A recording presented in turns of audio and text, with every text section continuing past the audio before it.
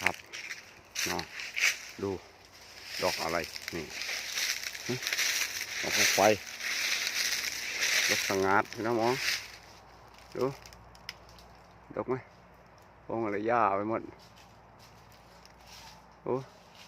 ไฟทั้งนั้นดอกอันนี้ยังดอกนอกปีกายนะ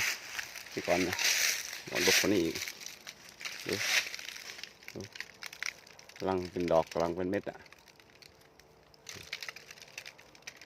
ดูสงัดดูมองอะไรไปดูมังคุดติดสียางมังคุดหน่อยไปดูว่ามีดอกอ่ะหวานเสร็จโอ้ดวงหายถูกหน่อยเดือดดวงเลยเดี๋ยวมอง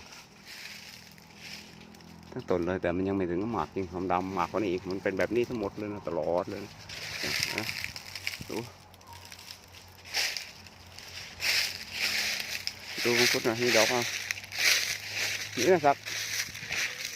ไม่มีเลยนะไม่มีฉีดมันเหี่ยวเนี่ยดูดน้ำสระนี่ไม่ได้น้ำมันมาเปิดตัวเดียวมันเลยไม่แรงน้ำมันเลยไม่พอเหี่ยวเลยเหี่ยวเยอะ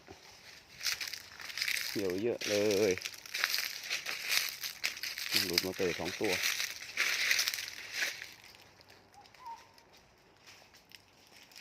มีลูกยังส่วนนี้ยังไม่ออกปล่อยไปก่อนออกขอให้เขาออกทีหลังเขาทุกปีตัวนี้โอเคครับพี่น้องนี่แหละสวัสดีครับ